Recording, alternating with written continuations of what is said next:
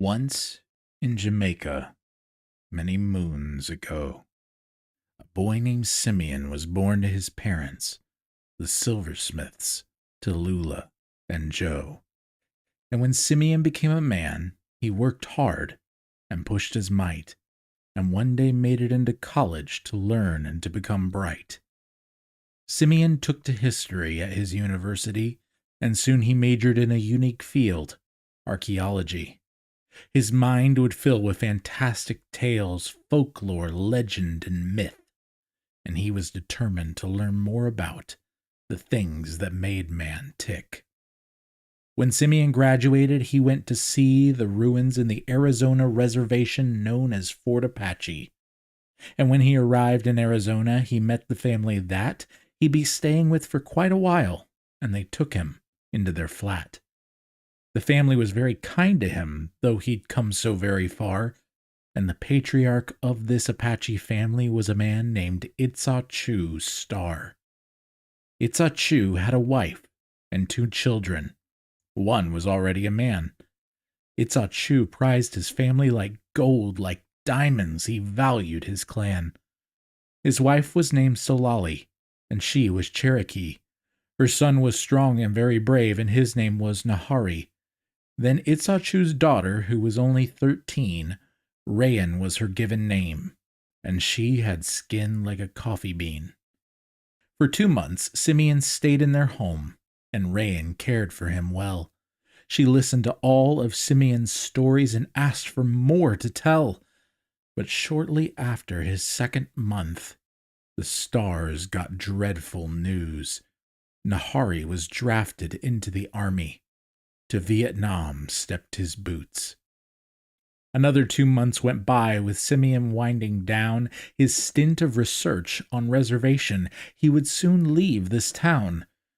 But then the stars received a letter that caused them all to cry. For in the war with Vietnam, Nahari was shot and died. Simeon stayed for a few days to help console his friends. Then one day Itsachu's star took Simeon out to the reservation's end. "My daughter is my lone heir now, and I am increasing in age. She is very fond of you, Simeon, and it would not be a disgrace if you were simply to marry her. I would give you a place to stay. Please consider this an option, my son. Please consider and pray." It only took a single night for Simeon to decide. He married Rayen the next day. Itsachu was full of pride. Then this story brings us to 10 months after that, when Rayen gave birth to their son, Jengo.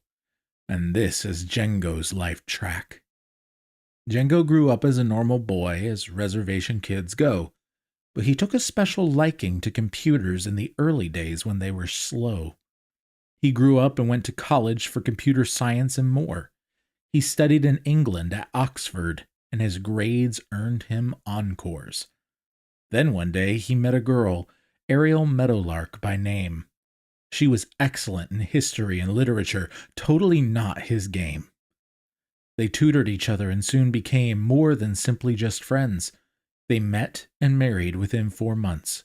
They were a perfect blend. They soon found out with DNA testing their blood held nearly every race.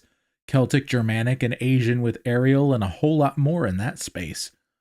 Jengo held many a darker race like African, Indian, and more, like Arab and Hispanic and Polynesian. Listing them all was a chore. Then within their first 2 years, they had a baby boy. Braden Nahuel Silversmith was to them their pride and joy. When Braden was only 3 years old, Jengo and Ariel were asked to go on a missions trip with their church, and so they took Braden back to his grandparents in Fort Apache to watch him while they went. But little did 3-year-old Braden know, his time with his parents was spent. Over the Bermuda Triangle, his parents' plane disappeared. Braden was left to be raised by his grandparents, but in wisdom he was reared. Simeon taught Braden to love folklore. He told him many tales of knights and Vikings and samurai, of monsters and dragon scales. But once again, when Braden was 11, a plane met with disaster as it crashed into the World Trade Center and made him grow up faster. While all the world was crashing down around the USA, Braden and his grandmother were in Fort Apache, watching Simeon decay.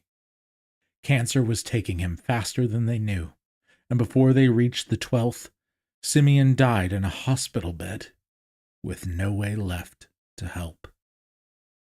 Rayen comforted Braden a while, but then they had to move on.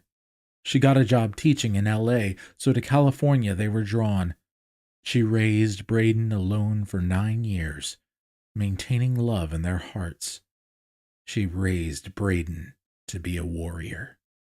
And this is where our story truly starts.